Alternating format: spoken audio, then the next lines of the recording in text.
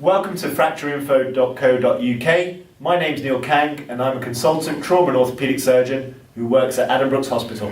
My name is Abbas C, a medical student at the University of Cambridge. This video is how to use a collar and cuff.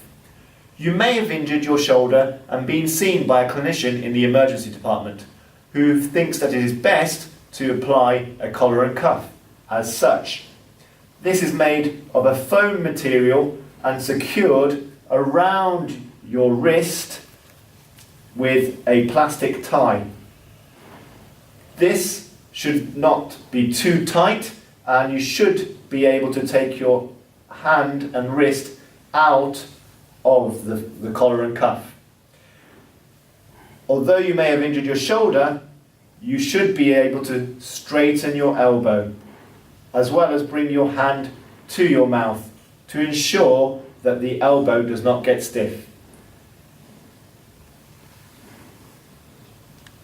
We hope you found this video useful.